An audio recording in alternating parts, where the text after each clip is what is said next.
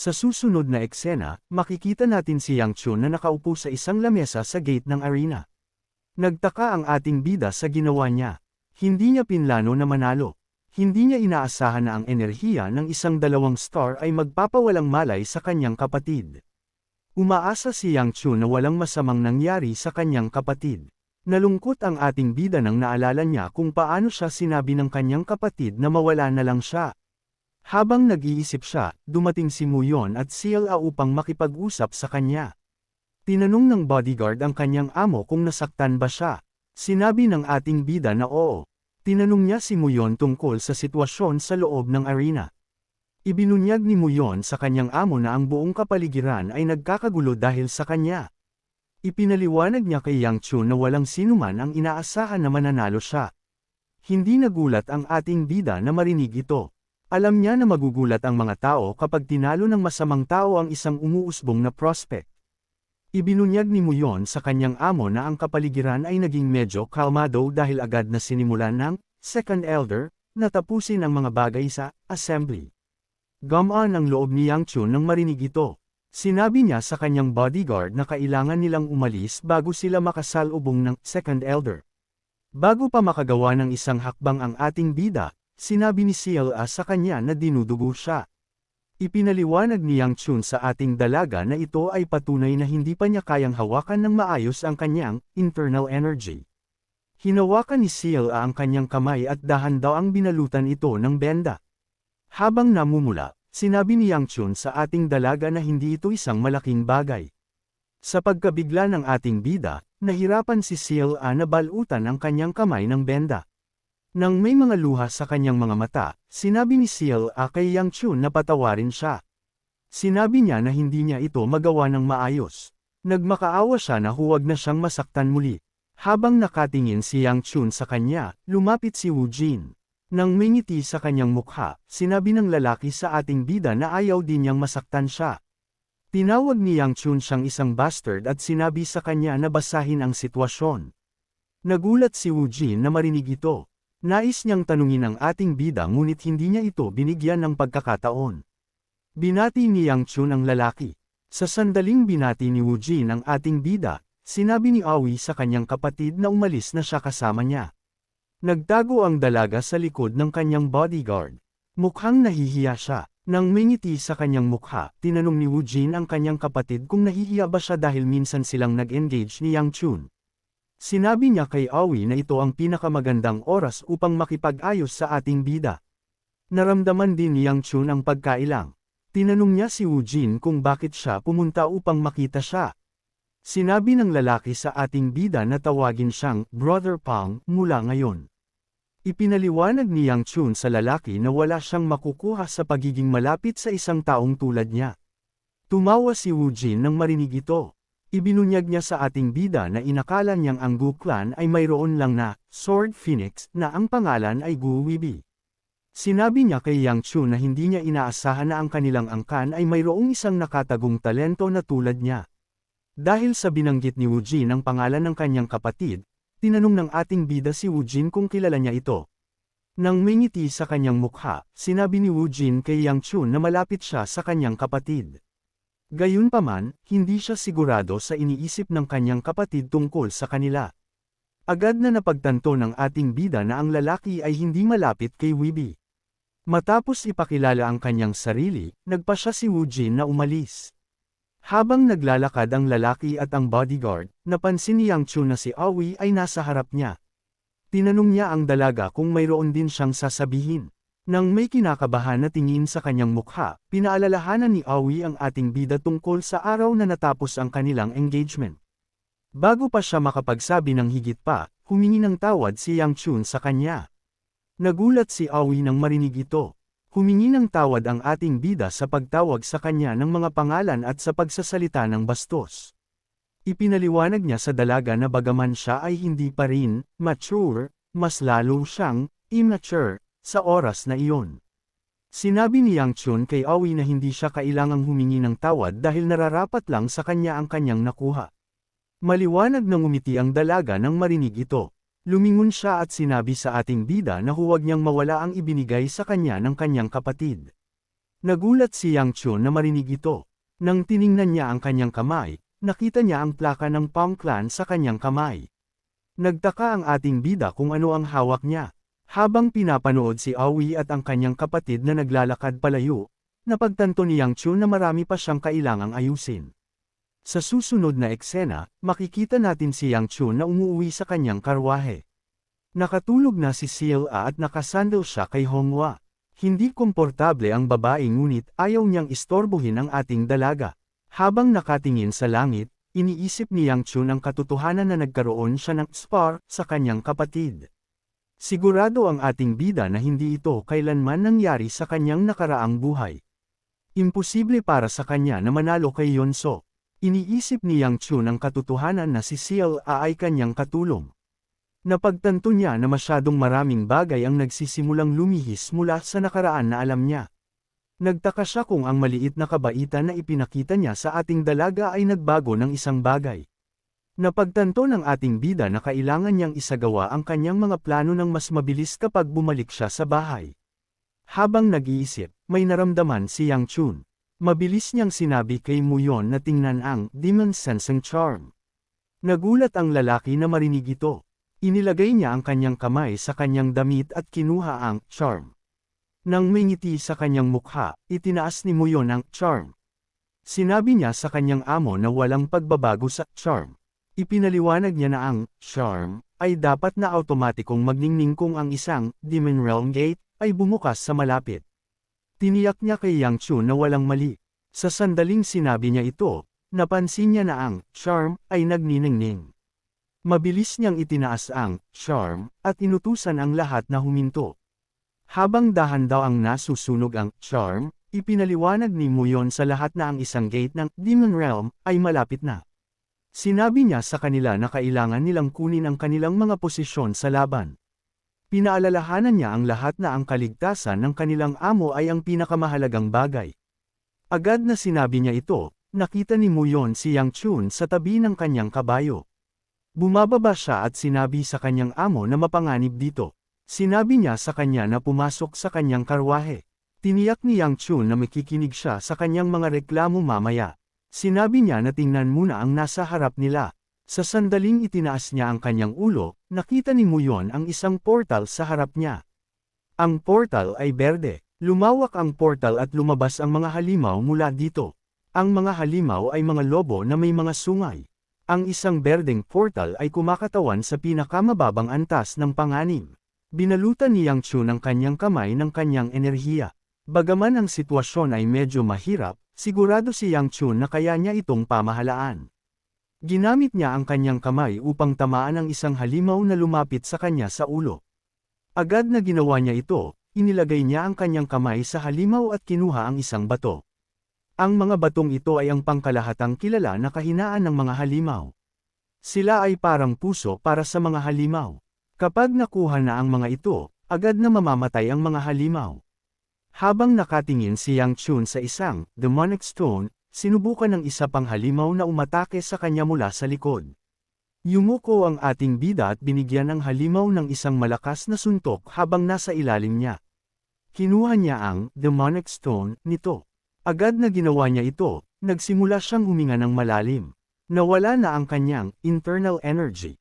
Alam ng ating bida na magiging mahirap para sa kanya na ipagpatuloy ang paggamit ng Gu Flame Wheel Arts. Sa kasamaang palad para sa kanya, wala siyang maraming pagpipilian. Kailangan ni Yang Chun na gamitin ang Gu Flame Wheel Arts kung gusto niyang mabuhay. Habang nahihirapan siyang tumayo, mabilis na umatake ang mga halimaw sa kanya. Bago pa makagawa ng anuman ang ating bida, lumitaw si Muyon sa harap niya. Ginamit ng bodyguard ang kanyang espada upang punatan ang mga halimaw sa harap niya. Nagulat si Yang Chun na makita kung gaano kahusay ang kanyang bodyguard. Hindi niya naalala si Muyon bilang isang malakas na martial artist. Lumingon si Muyon at tinanong ang kanyang amo kung ayos lang siya. Nagulat si Yang Chun nang marinig ang tanong. Nagpasalamat siya sa kanyang bodyguard sa pagliligtas sa kanya. Lumingon ang ating bida. Tinanong niya si Muyon kung tapos na ba siya. Sinabi ng lalaki sa kanyang amo na hindi naman talaga marami ang mga halimaw sa simula. Pinaalalahanan niya si Yang Chun na ang mga halimaw ay sa pinakamababang klase. Tinanong ni Muyon ang kanyang amo kung bakit siya nakipaglaban. Sinabi niya na magiging masama ang mga bagay kung nasugatan siya. Sinabi ng ating bida sa kanyang gwardya na huwag mag-alala tungkol dito. Sa sandaling sinabi niya ito, nagsimulang magningning ang kamay ni Yang Chun. Nagulat ang ating bida na makita ito. Habang nakatingin si Muyon sa paligid, lumuhad siya at ginamit ang kanyang katawan upang takpan ang kanyang kamay. Sumigaw siya sa sakit. Nagulat si Muyon at ang iba pang mga mandirigman na makita ito. Mabilis silang lumapit sa ating bida. Habang nakaluhod siya, nagsimulang magmura si Yang Chun. Hindi niya maintindihan kung bakit nakakakuha siya ng ganoong masamang pakiramdam ngayon. Sigurado ang ating bida na ito ang Heavenly Demon's Art na sumisipsip ng demonic energy. Ang teknik ay kilala bilang Demon Well Engravings Arts. Hindi makapaniwala si Yang Chun na sinisipsip niya ang enerhiya ng demonic stone sa kanyang kamay. Nagbago ang eksena at dinala tayo sa nakaraan. Makikita natin ang isang nasugatan na lalaki na nakasuot ng puting damit. Ang lalaki ay nakaluhod. Lumingon siya sa paligid at nakita ang kanyang mga kasama sa sahig. Ang kanyang sekta ay nasusunog sa mga lila na apoy. Sumigaw ang lalaki sa taong nasa harap niya. Tinanong niya kung ano ang ginawa ng kanyang sekta sa kanya. Tinanong niya ang tao kung bakit sila pinarurusahan. Ang taong kinakausap ng lalaki ay si Yang Chun. Tinanong ng ating bida ang lalaki na tinatawag niyang Blossom Splitting Blade, kung ito ba ang kanyang huling mga salita. Bago pa makasagot ang lalaki, may ulo na gamulong sa tabi niya. Nagulat ang Blossom Splitting Blade na makita kung sino iyon. Tinawag niya ang kanyang sect leader. Habang sumisigaw siya, isang malaking anino ang bumalat sa kanya. Nang tumingala siya, nakita niya ang isang portal sa langit. Isang malaking dragon ang lumabas mula sa portal na ito. May isang taong nakatayo sa dragon na ito. Sinabi ng tao na hindi masama ang Blossom. Lumuhad si Yang Chun at yumuko nang makita ang taong ito. Bumaba ang babae mula sa ulo ng dragon. Sinabi niya sa ating bida na malayo ito sa sapat upang masatisfy siya. Sinabi niya na nakakuha lang siya ng ilang mababaw na kaligayahan mula dito. Nang mingiti sa kanyang mukha, sinabi ng babae kay Yang Chun na itaas ang kanyang ulo. Nagbago ang eksena at ibinalik tayo sa kasalukuyan. Napansin ng ating bida ang isang kakaibang bagay tungkol sa enerhiya na kanyang sinisipsip. Napagtanto niya na ang Gu Flame Wheel Art ay kumakain ng demonic energy. Hindi maintindihan ni Yang Chun kung ano ang nangyayari. Sigurado siya na hindi ito kailanman nangyari sa kanyang nakaraang buhay. Habang nag-iisip siya, lumapit si CLA at Muyon sa kanya. Pareho silang tumawag sa kanya sa parehong oras. Itinaas ng ating bida ang kanyang ulo. Tinanong ni Muyon kung ayos lang siya. Tiniyak ni Yang Chun na ayos lang siya. Sinabi niya na mas nasaktan siya mula sa spar kaysa sa inaasahan niya. Sinabi ng bodyguard sa kanyang amo na maghahanap siya ng doktor sa malapit. Tiniyak ni Yang Chun na ayos lang siya. Sinabi niya na hindi na siya kailangang mag-alala. Naniwala ang ating bida na mas mabuti para sa kanya na itago ang katotohanan. Alam niya na hindi magiging maganda kung malalaman ng mga tao na sinipsip niya ang demonic energy. Hinawakan ni CLA ang mukha ng kanyang amo. Nang may nag-aalala na tingin sa kanyang mukha, sinabi niya kay Yang Chun na mukhang masama ang kanyang mukha. Tinanong niya kung masakit ba sa kanya. Tiniyak ng ating bida na ayos lang siya. Tinanong ng ating dalaga kung sigurado ba siya. Sinabi niya na mukhang masama ang kanyang mukha. Naiinis si Yang Chun na marinig ito. Sinabi niya sa kanya na itigil ang pagsasalita. Hinawakan ni Honghua ang ulo ni CLA. Sinabi niya na dapat ay tinutulungan niya ang kanilang amo sa halip na inisin siya. Ipinaliwanag ni Muyon sa kanyang amo na maaari silang bumisita sa isang kalapit na apothecary kung hindi siya masama ang pakiramdam. Sinabi ng ating bida na magiging maayos siya pagkatapos ng mahimbing na pagtulog, at sinabi kay Muyon na maghanda para ipagpatuloy ang paglalakbay. Tinanggap ni Muyon ang utos ng kanyang amo, at sinabi sa iba pang mga mandirigma na asikasuhin ang mga bagay at kunin ang kapaki-pakinabang na bangkay. Habang nag-uusap sila, tiningnan ni Yang Chun ang kanyang katawan, at napansin na hindi na niya maramdaman ang demonic energy sa kanyang katawan. Nagtaka siya kung talagang may ginawa ba ang Gu Flame Wheel Arts. Dahil sa pag-fade ng kulay ng demonic stone, masasabi ng ating bida na ang enerhiya sa loob nito ay naabsorb ng maayos. Dinurog ni Yang Chun ang bato gamit ang kanyang kamay, at nagpa siya na ipagpatuloy ang kanyang paglalakbay. Sa susunod na eksena, makikita natin si Yang Chun at CLA sa isang stall. Nang may tingin ng pananabik sa kanyang mukha, itinuro ni CLA ang mga honey cookies. Naglakad ang ating bida at sinabi sa kanya na wala siyang pakialam. Nagulat si CLA na marinig ito. Tinanong niya ang ating bida kung bakit siya dinala sa labas kung hindi naman siya magpaplano na bumili ng honey cookies para sa kanya. Nagulat ang ating bida na marinig ito. Pinaalalahanan niya si CLA na sinabi lang niya na mayroon siyang gagawin sa palengke. Kumapit ang ating dalaga sa binti ni Yang Chun at ginamit ang kanyang lolo bilang isang dahilan upang sumama sa kanya. Tinanong ni Muyon ang kanyang amo kung bakit siya pumunta sa palengke. Pinaalalahanan niya na hindi pa siya nakaka-recover mula sa kanyang pinagdaanan, at sinabi kay Yang Chun na walang dahilan para pumunta sa palengke kinabukasan pagkatapos ng Unified Dragon Assembly. Pinayuhan niya na umuwi na siya. Tinanong niya ang ating bida kung may hinahanap ba siya, at tiniyak na matutulungan niya siya sa paghahanap nito. Naintindihan ni Yang Chun na nag-aalala ang kanyang bodyguard. Sinabi niya na hindi siya matutulungan ngayon. Huminto ang ating bida sa paglalakad nang dumating siya sa isang eskinita. Lumingon siya sa paligid upang kumpirmahin kung nasa tamang lugar siya. Tinanong ni Muyon ang kanyang amo kung mayroon bang bagay sa eskinita. Sinabi ni Yang Chun kay CLA na umuwi na siya, at inutusan ang kanyang bodyguard na sumunod sa kanya. Tinanong ni CLA ang ating bida kung bakit siya kailangang umalis. Sinabi ni Yang Chun sa kanya na bumalik sa angkan at sabihin sa iba pang mga alipin na babalik siya sa hapon. Nang may kinakabahan na tingin sa kanyang mukha, binanggit ni CLA ang kanyang lolo sa ating bida. Agad na narinig niya ito, sinabi ni Yang Chun na bibigyan niya siya ng 10 honey cookies kung uuwi siya ngayon. Inabot ng ating dalaga ang kanyang kamay at sinabi sa ating bida na magdagdag ng dumplings sa deal. Tinanggap ni Yang Chun ang alok na ito at nakipagkamay sa kanya upang tapusin ang deal. Tinanong ni Muyon ang kanyang amo kung saan sila pupunta. Sinabi ng ating bida na malalaman niya rin. Habang naglalakad sa eskinita, tiningnan ni Yang Chun ang mga gusali sa paligid. Sinabi ni Muyon sa kanyang amo na mapanganib ang kanilang kasalukuyang lokasyon. Sinabi ni Yang Chun na alam niya. Agad na sinabi niya ito, nakita niya ang gusali na hinahanap niya. Lumapit sila sa pasukan, at sinabi ng ating bida sa kanyang bodyguard na nag-aalala siya na hindi niya mahahanap ang lugar na ito. Tinanong ni Muyon kung bakit siya pumunta dito. Tinanong ni Yang Chun ang lalaki kung may kakaiba ba siyang nararamdaman. Sinabi ni Muyon sa kanyang amo na nakakakuha siya ng masamang pakiramdam mula sa mismong gusali. Nang may ngiti sa kanyang mukha, pinuri ni Yang Chun ang kanyang bodyguard dahil sa pagkakaroon ng matalas na pandama. Sa sandaling sinabi niya ito, binuksan ng ating bida ang pinto. Nang pumasok sila sa gusali, nakita nila ang ilang malalaking lalaki. Nagulat ang mga lalaki na makita si Yang Chun at ang kanyang bodyguard. Sinabi nila na baka naligaw ang ating bida. Tinanong nila ang kanilang sarili kung dapat ba nilang patayin ang mga tao sa harap nila. Mabilis na inilagay ni Muyon ang kanyang kamay sa espada nang makita niya ang tensyon sa hangin. Habang nag-uusap ang malalaking lalaki, may isang taong nag-on ng isang lampara.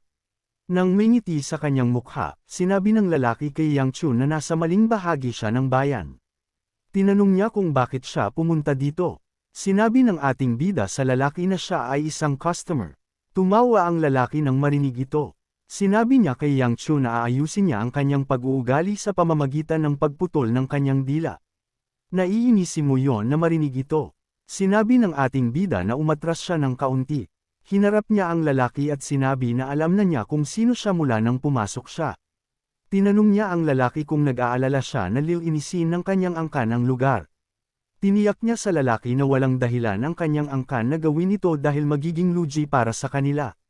Nang may ngiti sa kanyang mukha, sinabi ni Yang Chun sa lalaki na dalhin ang regional manager bago maging sitwasyon na kinatatakutan niya. Tumawa ang lalaki nang marinig ito. Sinabi niya sa ating bida na hindi niya alam kung saan niya narinig ang kanyang kabaliwan. Sinabi niya kay Yang Chun na kulang talaga siya sa paggalang sa kanyang mga elder. Sa sandaling sinabi niya ito, pinalibutan ng malalaking lalaki ang ating bida at si Muyon. Nang may ngiti sa kanyang mukha, sinabi ni Yang Chun sa lalaki na hindi rin siya mukhang isang magalang na tao. Tumawa ang lalaki nang marinig ito. Nang may seryosong tingin sa kanyang mukha, sinabi niya sa kanyang mga tauhan na umatake. Agad na sumugod ang mga lalaki sa ating bida. Bago pa nila mahawakan si Yang Chun, inilabas ni Muyon ang kanyang espada. Sinabi niya sa mga lalaki na huwag hawakan ang kanyang amo, at ginamit niya ang kanyang espada upang patumbahin ang mga lalaki. Nagulat ang leader at ang iba pang mga lalaki na makita ito. Napagtanto ng lalaki na nagkamali siya. Naalala niya na si Yang Chun ay ang tagapagmana ng kanyang angkan. Napagtanto niya na dapat ay inaasahan niyang may kasama ang ating bida na isang mahusay na gwardya. Hindi alam ng lalaki kung ano ang gagawin. Alam niya na hindi niya maaaring dalhin si Yang Chun sa kanyang regional manager. Habang nag-iisip siya, may lumabas sa likod ng silid. Tinukoy ng tao ang lalaki bilang kapitan, at sinabi na may sasabihin ang regional manager. Naiinis ang kapitan na marinig ito. Hindi siya makapaniwala na narinig na ng manager kung ano ang nangyari. Tinanong ng kapitan ang lalaki kung ano ang sinabi ng manager. Nang makita ni Yang Chun na nag-uusap ang mga lalaki, naniwala siya na may binabalak sila. Humarap siya kay Muyon at sinabi na asikasuhin ang mga lalaki. Bago pa makagawa ng anuman si Muyon, sinabi ng kapitan sa ating bida na itago ang kanyang espada.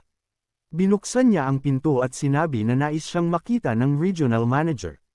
Sinabi ni Yang Chun sa mga lalaki na dapat ay ginawa nila ito ng mas maaga. Inutusan niya si Muyon na itago ang kanyang espada. Sinabi niya sa kanya na sumunod sa kanya. Mabilis na lumapit si Muyon sa kanyang amo. Sinabi niya na hindi niya maintindihan kung ano ang nangyayari. Tiniyak ng ating bida na hindi ito isang malaking bagay. Ibinunyag niya na gusto niyang pumunta sa beggar sect ngunit may ilang problema. Ang beggar sect ay nagawang makuha ang isang pwesto sa 10 pinakamalaking sekta sa impormasyon na taglay nila. Gayunpaman, dahil bahagi pa rin sila ng mga orthodox sects, hindi sila tumatanggap ng mga trabaho na magdudulot ng gulo. Dahil ang hiling ni Yang Chun ay medyo problematic, kailangan niyang pumunta sa ibang lugar. Ang lugar na kasalukuyang naruroon ng ating bida ay tulad ng beggar sect maliban na ginagamit lang ito ng mga unorthodox sects. Ang lugar na ito ay pag-aari ng Hao sect. Sa susunod na eksena, makikita natin si Yang Chun at Muyon na dumating sa basement ng gusali. Isang binata na may asul na buhok ang bumati sa kanila. Ipinakilala niya ang kanyang sarili bilang Shanxi Branch Manager, at sinabi na ang kanyang pangalan ay Du Wanchu. Sinabi ni Wanchu sa ating bida na hindi nila inaasahan ang kanyang pagbisita. Humingi siya ng tawad para sa kanilang agresibong pagbati. Sinabi ni Yang Chun na hindi siya kailangang humingi ng tawad, at tinanong si Wanchu kung tatanggapin ba niya ang komisyon. Sinabi ni Wanchu sa ating bida na mayroon siyang kuryosong bagay. Tinanong niya si Yang Chun kung bakit siya pumunta sa isang maliit na unorthodox sect sa halip na sa beggar sect ng kanyang prestihiyosong angkan. Ipinaliwanag ng ating bida na pumunta siya sa kanila dahil ito ay isang komisyon na hindi kayang asikasuhin ng beggar sect. Sinabi niya na ang Hao sect lang ang kayang asikasuhin ito, at tinanong si Wanchu kung bakit siya patuloy na nagtatangkang manggialam. Humingi ng tawad ang manager para sa kanyang pag-uugali. Ipinaliwanag niya sa ating bida na kailangan nilang maging sobrang maingat dahil sa angkan na pinanggalingan niya. Nagmakaawa siya kay Yang Chun na maging maunawain. Tinanong ng ating bida ang manager kung tatanggapin niya ba ang komisyon o hindi. Ibinunyag ng lalaki kay Yang Chun na ang kanilang sekta ay hindi tumatanggi sa mga komisyon. Sinabi niya na maayos ang lahat hanggat kaya niyang bayaran ito. Inilagay ng ating bida ang isang papel sa lamesa. Sinabi niya kay Wanchu na may hinahanap siyang isang tao, at ipinaliwanag na naghahanap siya ng isang batang lalaki na mas matanda ng kaunti sa 10. Maingat na tiningnan ni Wanchu ang papel. Humingi siya ng tawad kay Yang Chun at sinabi na binabawi niya ang kanyang sinabi. Sinabi niya na hindi niya matatanggap ang komisyon na ito. Ibinunyag niya sa ating bida na ang komisyoner bago siya ay hindi naghahanap ng batang ito. Sa halip, ang komisyoner ay naghahanap ng kinaroroonan ng taong nagpoprotekta sa batang ito. Tinanong ng ating bida ang manager kung sigurado ba siya. Nang may ngiti sa kanyang mukha, sinabi ni Yang Chun sa lalaki na ang bayad sa komisyon ay tungkol sa Hao sect leader. Lahat ng tao sa silid ay tiningnan ng ating bida. Mayroon silang nakakatakot na tingin sa kanilang mga mukha.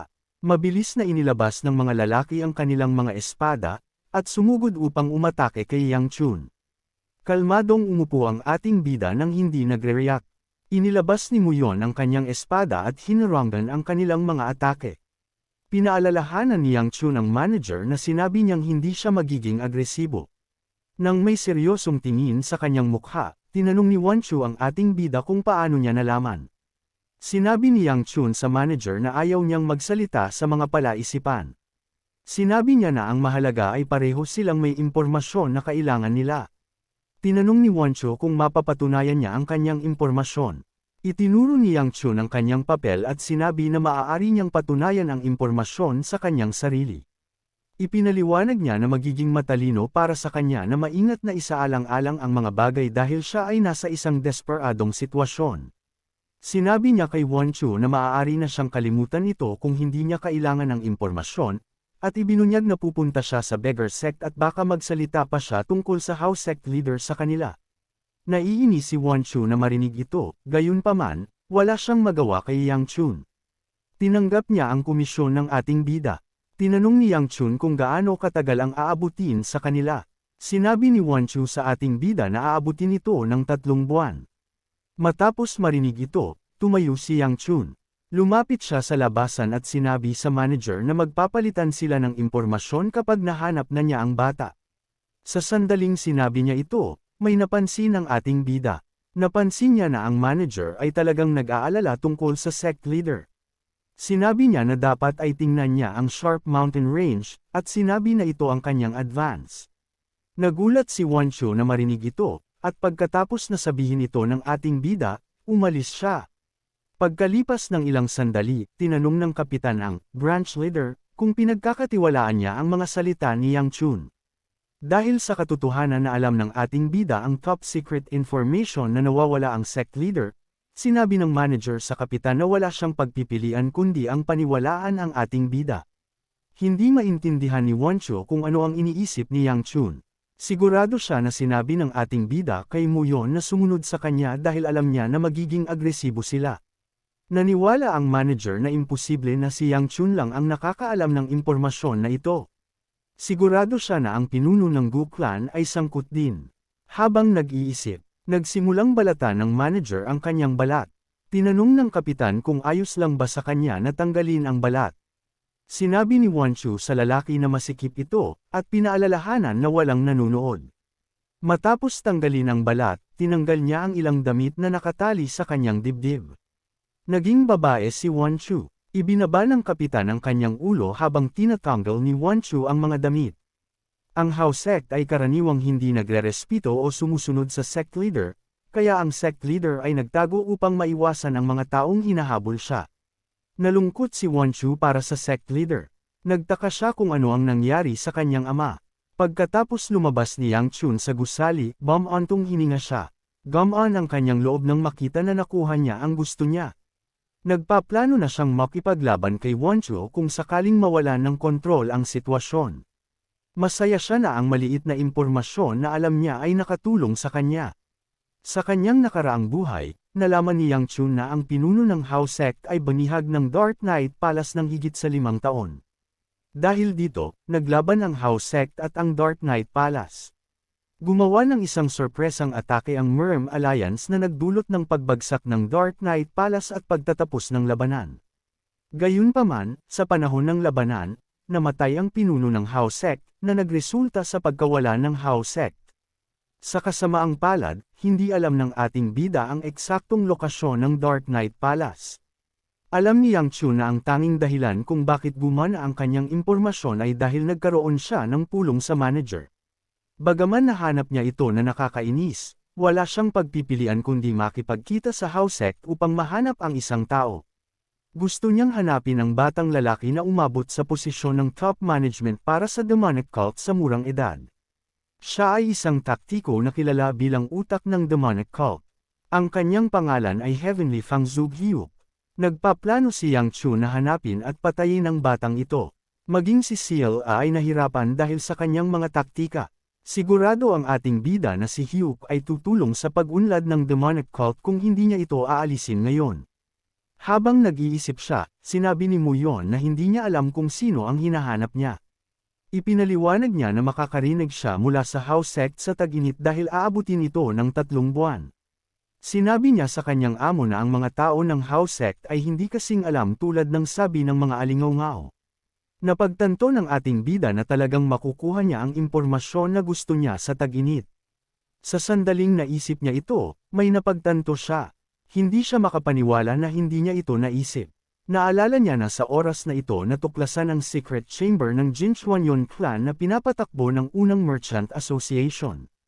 Ang hindi mabilang na mga kayamanan sa loob ng kamara na ito ay hindi talaga mahalaga. Ang mahalagang mga bagay ay ang mga walang presyo na spiritual pills. Naalala ni Yang Chun ang isang taong umabot sa isang mataas na antas sa pamamagitan ng kapangyarihan ng spiritual pills. Ang tao ay kalaunan ay magiging isang demonic human at magiging isang malaking pinagmulan ng lakas para sa heavenly demon. Bagaman si Hyuk ay isang malaking isyo, ang secret chamber ay mahalaga rin. Nagtaka si Yang Chun kung paano siya makakapunta sa secret chamber dahil ito ay nasa Sichuan. Matapos mag-isip ng kaunti, nagpa siya ang ating bida na kalimutan ang kamera. Hindi siya makapag-isip ng isang paraan para makapunta sa Sichuan at hindi niya alam kung paano niya mahahanap ang kamera na mahusay na nakatago. Sa kabutihang palad para kay Yang Chun, isang paraan upang makuha ang gusto niya ay dumating sa kanyang pintuan. Nagbago ang eksena at makikita natin si Seal na nakausap ang isang tao. Tinanong ng tao kung ano ang iniisip niya sa kanya. Tiniyak ng batang lalaki kay Seal na magagawa niya siyang mas masaya. Sa susunod na eksena, makikita natin ang second elder na sinasabi sa isang alipin na may namiss siyang isang lugar. Ang alipin ay naging Sword Supreme. Nang may ngiti sa kanyang mukha, sinabi ng elder kay Hyogon na pumunta siya dito dahil narinig niya na si Yang Chun ay nagdudulot ng gulo. Sinabi niya na hindi niya inaasahan na ang isang matandang lalaki ay ang pinagmulan ng problema. Tumawa si Hyogon nang marinig ito. Sinabi ng second elder na itigil ang pagtawa, at inutusan siyang ipagpatuloy ang pagtatrabaho. Dinurog ni Hyogon ang kanyang walis sa galit. Tinukoy niya ang second elder bilang gurayen. Tinanong niya kung bakit siya kumikilos ng kakaiba. Natakot ang second elder nang marinig ito. Ipinaliwanag niya sa Sword Supreme na tinutulungan lang niya siya sa kanyang disguise bilang isang alipin. Sinabi ni Hyogon kay Ryan na tulungan siyang magwalas ng sahig kung gusto niyang tumulong. Sinabi ng second elder na nasira lang niya ang huling walis.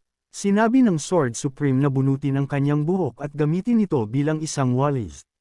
Nagbago ang eksena at makikita natin si Ryan na namumulot ng mga piraso ng kahoy na ibinagsak ni Hyogon nang sinira niya ang walis. Umupo ang Sword Supreme at umiinom ng tsaa habang nagtatrabaho ang second elder. Tinanong ni Hyogon si Ryan kung talagang pumunta siya upang makita si Yang Chun. Tinanong ng elder si Hyogon kung naramdaman din niya ito. Ibinunyag ni Ryan na ang isang batang lalaki na tumangging sanayin ang kanyang footwork at tumakas sa loob ng 6 na buwan ay tinalo ang kanyang kapatid. Sinabi niya sa Sword Supreme na nagawa rin ng ating bida na patatagin ang daloy ng kanyang flame wheel art. Nang may ngiti sa kanyang mukha, sinabi ni Ryan na si Yang Chun ay mayroong hindi kapani-pani walang talento. Sinabi niya na hindi lang nila siya maaaring iwanan na nag-iisa. Ipinaliwanag ni Hyogon na hindi siya sigurado kung ito ay talento.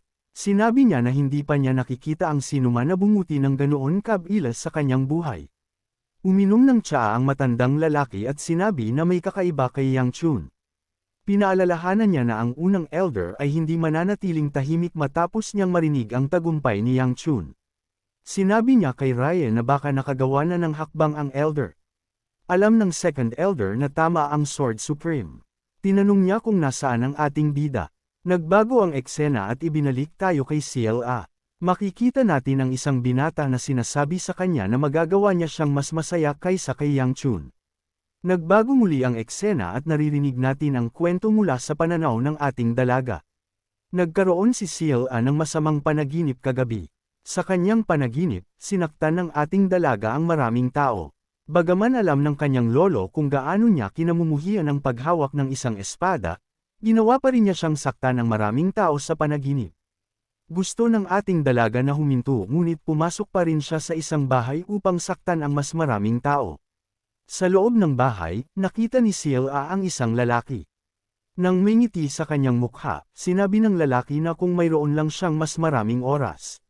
Mukhang nagulat ang mas matandang Seal sa sinabi ng lalaki. Itinutok ng lalaki ang kanyang sirang espada sa ating dalaga. Ipinikit ni Seal ang kanyang mga mata at humingi ng tawad sa isang taong kilala bilang Chun. Mukhang ang panaginip ay isang bagay na nangyari sa nakaraang buhay ng ating bida. Nagising ang ating dalaga matapos magkaroon ng bangungot.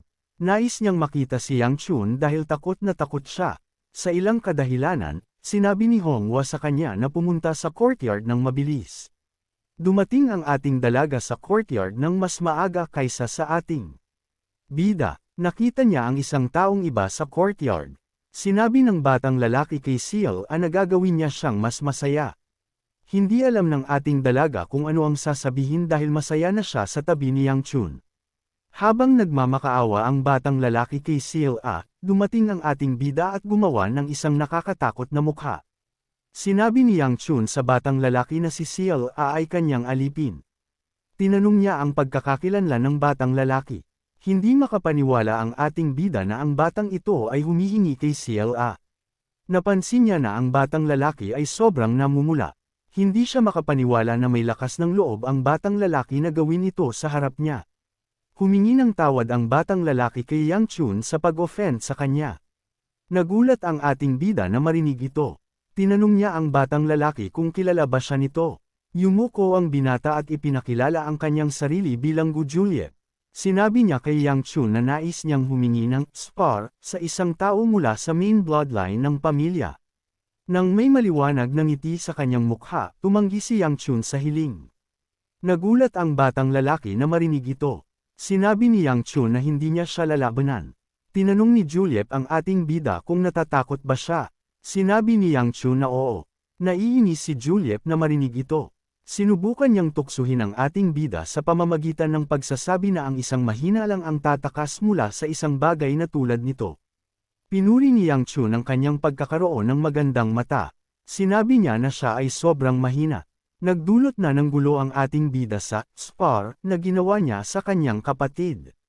Hindi niya inisip na magiging matalino na gawin ang parehong pagkakamali sa pamamagitan ng pakikipag-spar sa ilang random na talunan. Lumingon siya at sinabi na aalis na siya. Agad na lumingon siya, nakita niya ang second elder sa harap niya. Nang may ngiti sa kanyang mukha, sinabi ng matandang lalaki kay Yang Chun na hindi siya aalis. Ipinaliwanag niya na si Juliet ay dumating mula sa malayo para sa duelo na ito. Sinabi niya sa ating bida na tanggapin ang spar. Tinanong ni Yang Chun ang lalaki kung bakit siya pumunta. Binati ni Juliet ang second elder. Tumugon si Ryan sa pagbati ng batang lalaki. Tinanong ng ating bida ang elder kung kilala niya si Juliet. Hindi makapaniwala si Ryan na nakalimutan ni Yang Chun kung sino ang batang lalaki. Ibinunyag niya na si Juliet ay ang apo ng first elder. Sa pagkarinig nito, napansin ng ating bida na si Juliet ay mayroong parehong mukha tulad ng first elder. Hinawakan ng second elder ang ulo ni Yang Chun at tinanong si Juliet kung gusto ba niya ng spar sa kanya. Sinabi ng batang lalaki na oo. Sinabi niya na ang ating bida ay masyadong takot sa spar. Sinabi ni Yang Chun kay Ryan na si Juliet ay nandito lang para manligaw ng mga babae. Tinanong ng second elder ang batang lalaki kung natanggap niya ang utos mula sa first elder. Sa wakas ay naintindihan ni Yang Chun kung ano ang nangyayari. Ipinagpalagay niya na si Juliet ay gusto ng spar dahil mayroon siyang mga dahilan na may kaugnayan sa martial arts. Napagtanto ng ating bida na ito ay simpleng politika. Kilala na ang first elder ay isang ambisyosong lalaki. Naghihintay siya para sa isang taong kasing walang silbi ni Yang Chun na maging pinuno ng angkan.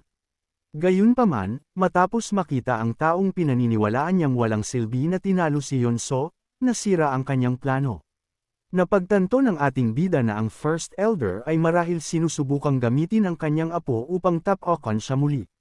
Sinabi ni Yang Chun sa second elder na wala pa rin siyang interes sa pakikipaglaban sa batang lalaki. Sinabi ni Ryan sa ating bida na si Juliet ay dumating mula sa malayo. Sinabi niya na magkaroon ng isang laban sa kanya. Ipinaliwanag ni Yang Chun kay Ryan na walang punto ang laban. Sinabi niya na matatalo siya. Nang may ngiti sa kanyang mukha, sinabi ni Ryan na may hula siya na hindi siya matatalo. Hinawakan ni Yang Chun si Sila at sinabi sa elder na masasabi niya na mas malakas si Juliet kaysa sa kanyang kapatid sa pamamagitan lang ng isang tingin sa kanya. Sinabi niya na ayaw niyang makipaglaban sa isang laban na matatalo o masangkot sa politika. Bago pa makatapos ang ating bida, hinawakan ni Juliet ang kamay ng ating dalaga at sinabi na maghintay siya. Sinabi ng batang lalaki na hindi karapat-dapat si Yang Chun sa kanya.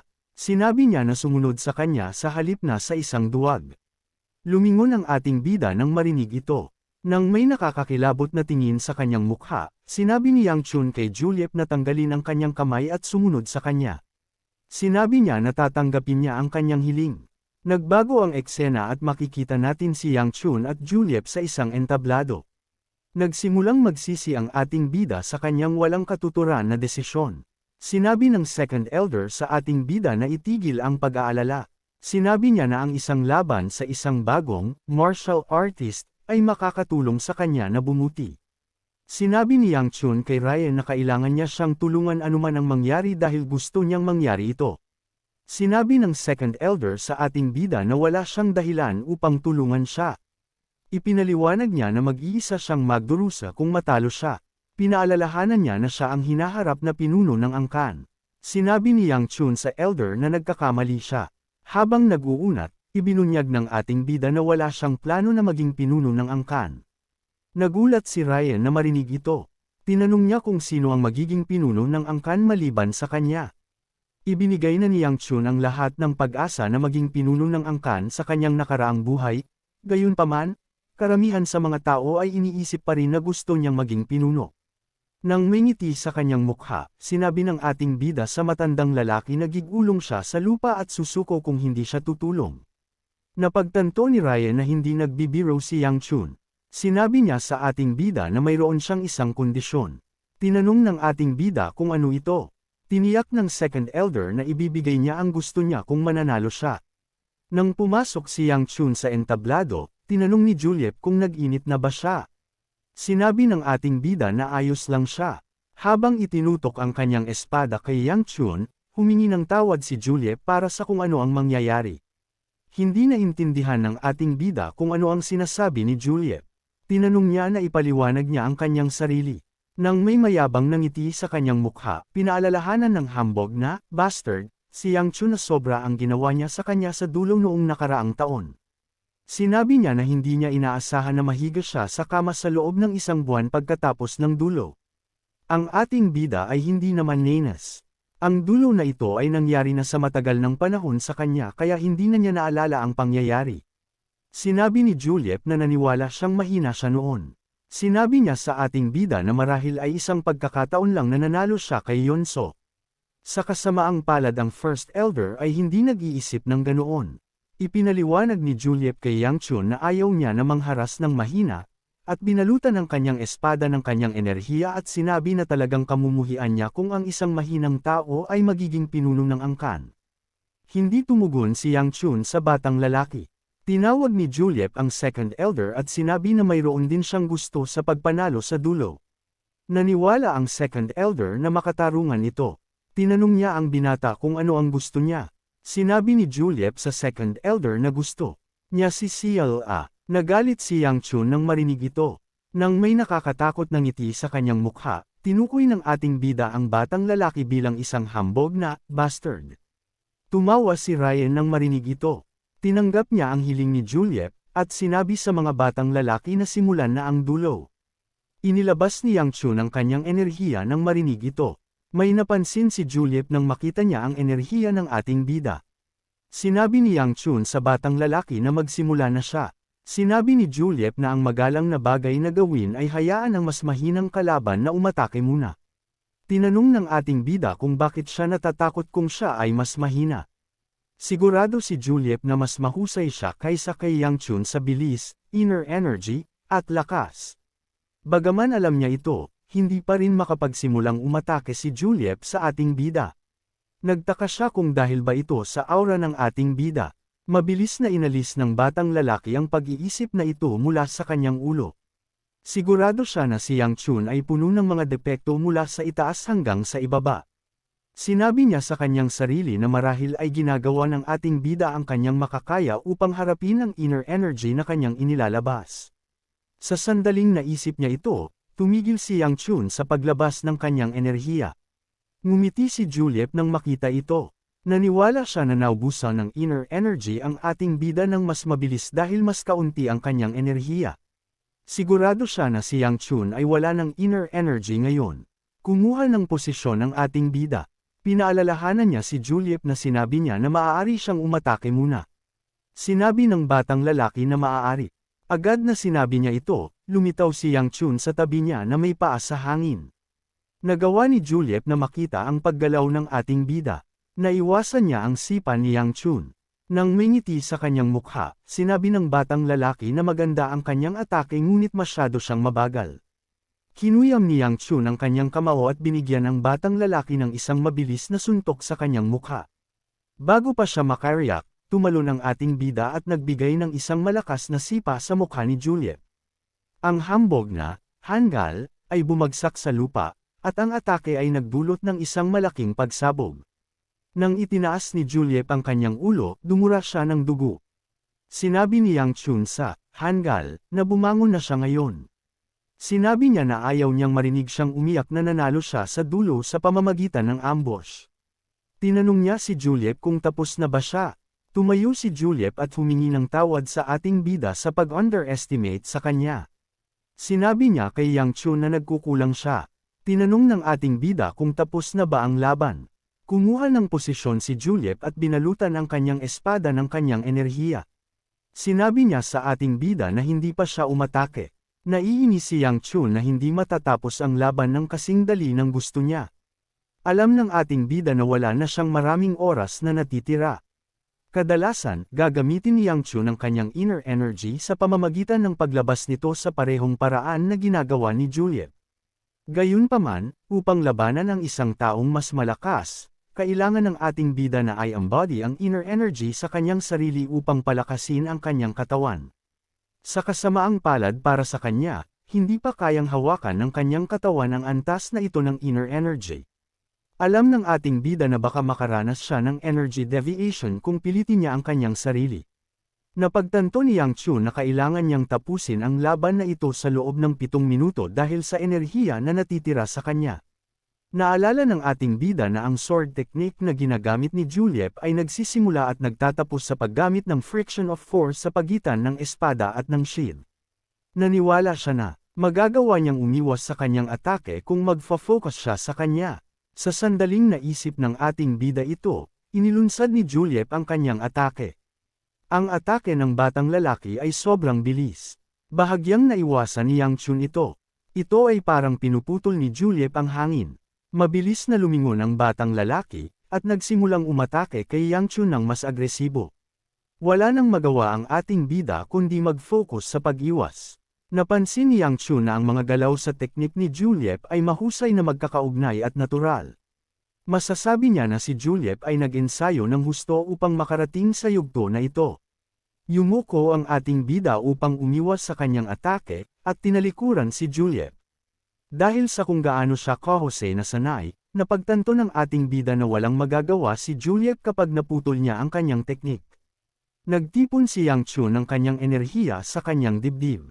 Habang ginagawa niya ito, naghanda si Juliet upang ibigay ang huling atake. Bago pa mailagay ang kanyang atake sa ating bida, inilabas niya ang kanyang enerhiya mula sa kanyang likod. Kinailangan ni Juliet na gamitin ang kanyang kamay upang harangan ang kanyang mukha.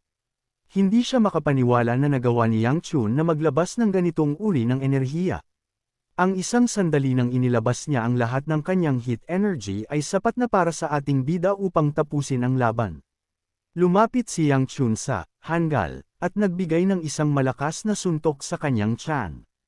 Pinatalsik siya ni Yang Chun sa suntok, at ang hanggal ay bumagsak sa isang pader. Tinanong ng ating bida kung alam niya kung ano ang pinakakinamumuhian niya. Sinabi niya na wala siyang isyu sa mga taong iniinsulto siya o sinusubukang kunin ang posisyon ng pinuno ng angkan.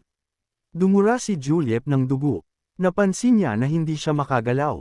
Nang may banta na tingin sa kanyang mga mata, Ibinunyag ni Yang Chun na sinubukan niyang kunin ang isang bagay na hindi niya dapat tinangkang pag nasaan.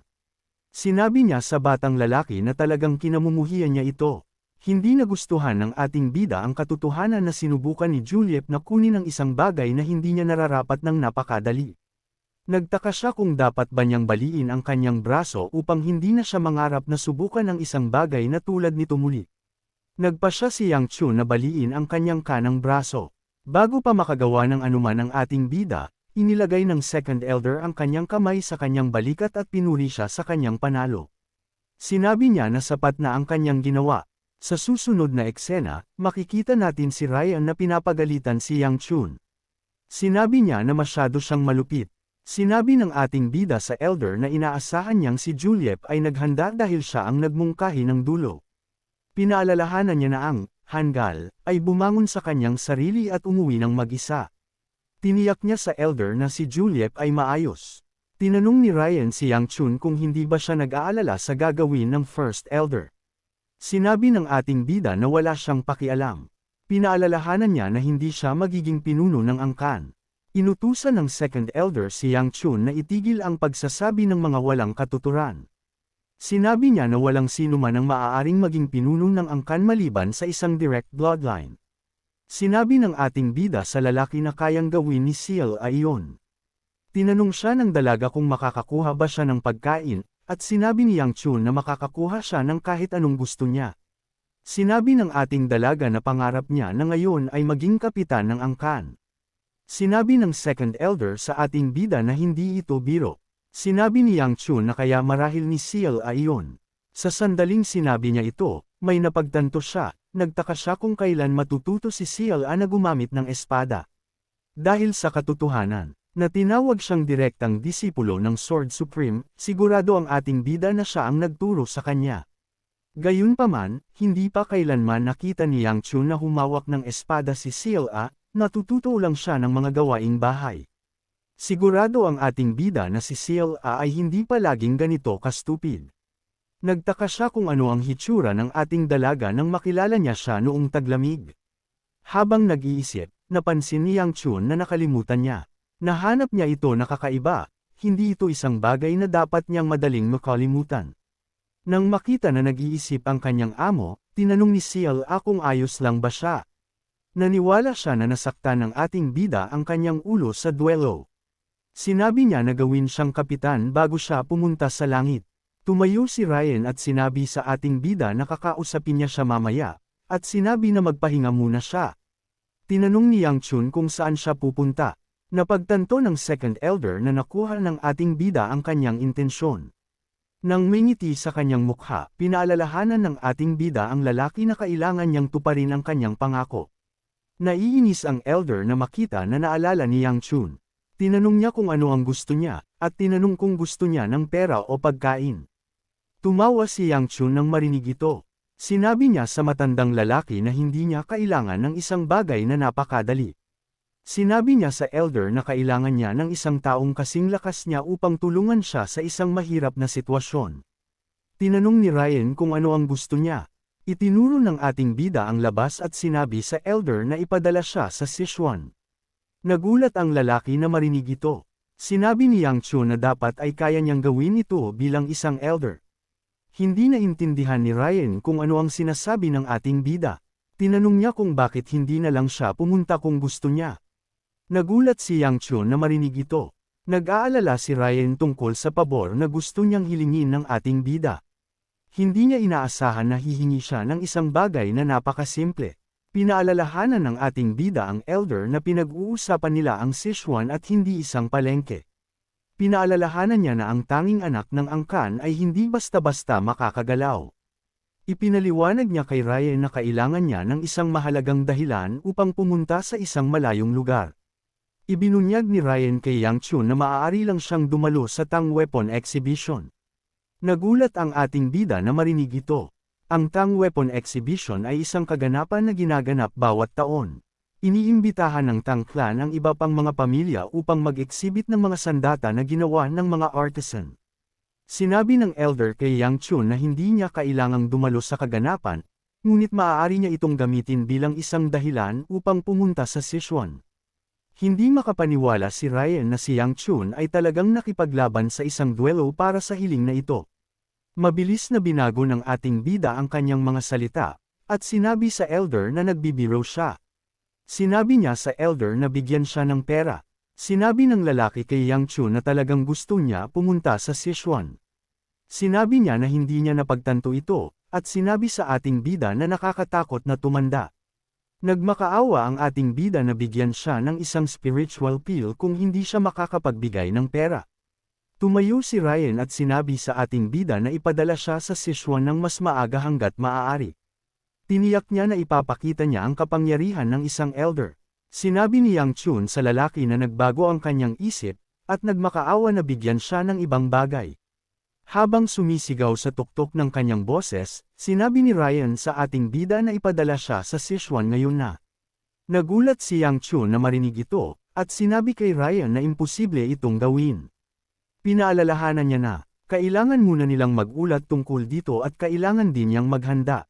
Agad na sinabi ng ating bida ito, nakita niya ang kanyang sarili na malapit sa ilang mga manggagawa, at sinabi nila na nakatanggap sila ng isang urgent order mula sa second elder. Sinabihan sila na ipadala si Yang Chun sa Sichuan ngayon na. Sinabi ng Sword Supreme kay Seal na manatili at magtrabaho kasama siya. Hindi maintindihan ng ating bida kung ano ang nangyayari. Habang lumingon siya sa paligid, nakita niya ang kanyang sarili sa karwahe. Hindi niya alam kung kailan nagsimulang gumalaw ang karwahe.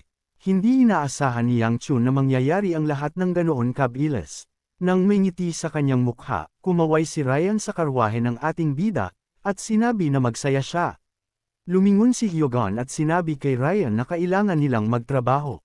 Tinanong ng elder ang matandang lalaki kung kinakausap ba niya siya. Tinanong ng Sword Supreme ang second elder kung hahayaan ba niya ang isang matandang lalaki na tulad niya na gawin ang lahat ng trabaho.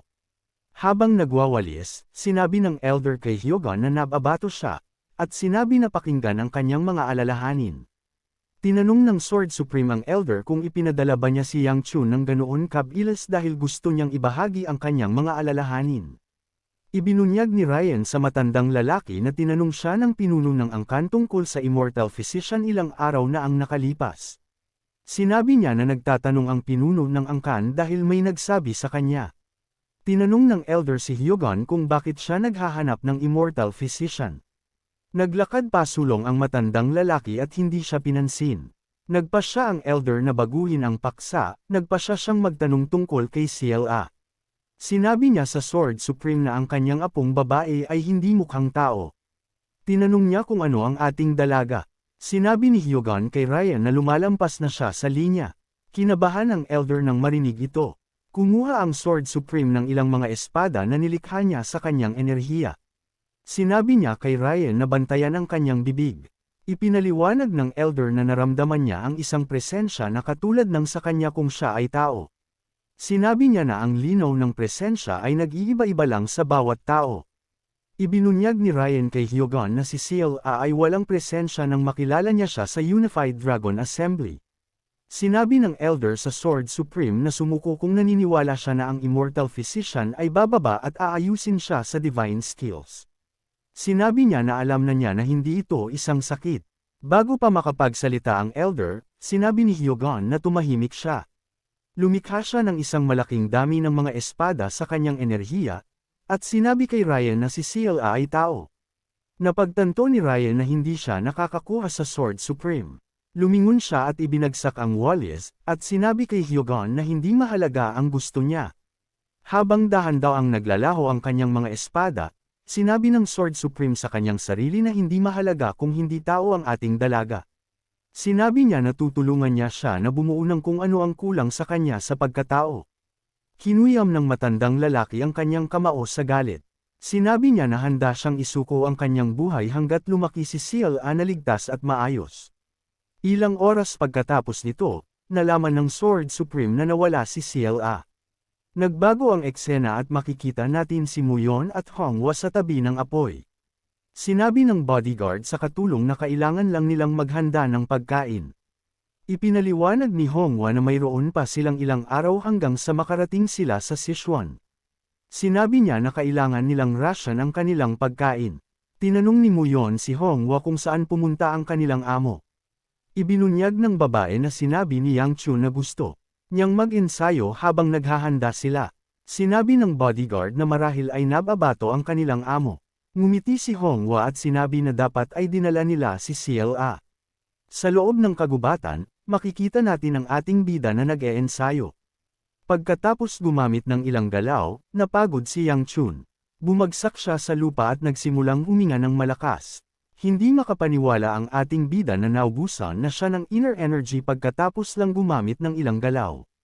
Halos 10 araw na ang nakalipas mula nang umalis sila. Sa kabila ng kanyang tuloy-tuloy na pag-eensayo, hindi nakakita ang ating bida ng anumang pag-unlad. Ang pinakamalaking problema na kinaharap ni Yang Chun sa kanyang laban kay Juliet ay ang dami ng inner energy na mayroon siya. Ang inner energy ay ang batayan ng lahat ng martial arts. Alam ng ating bida na kailangan niyang itaas ang kanyang enerhiya ng mabilis. Habang nag-iisip, naalala ni Yang Chun ang oras na inabsorb niya ang enerhiya ng demonic stone. Naalala niya na ang Demon Well Engravings Arts ay isang paraan upang mag-absorb ng demonic energy mula sa isang spiritual pill o isang demonic stone. Gayunpaman, ang gumagamit ng teknik ay nagtatapos din sa pagkuha ng demonic energy sa katawan. Ang enerhiya na ito ay sisirain ng gumagamit.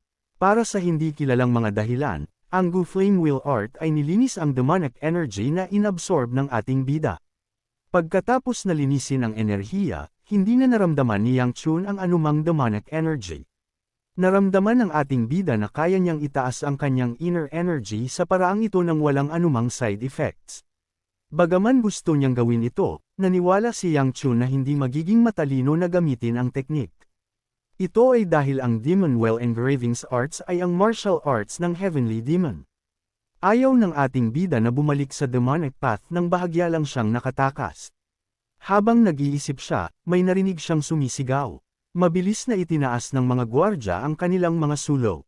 Nagtaka ang ating bida kung ano ang nangyayari. Lumabas siya sa kagubatan at lumapit kay Muyon. Tinanong niya kung ano ang nangyari. Sinabi ng lalaki sa kanyang amo na may isang bagay sa loob ng karwahe. Nakita ni Yang Chun si Honghua na nanginginig sa sahig. Nagpa siya ang ating bida na tingnan ang loob ng karwahe, nakakita siya ng isang nakakagulat na bagay, nakita niya si CLA na lumalabas sa isang kahon. Masaya ang dalaga na makita si Yang Chun. Nang may ngiti sa kanyang mukha, sinabi niya na nakarating siya. Like, comment, share, and subscribe naman dyan mga ito go. Maraming salamat po.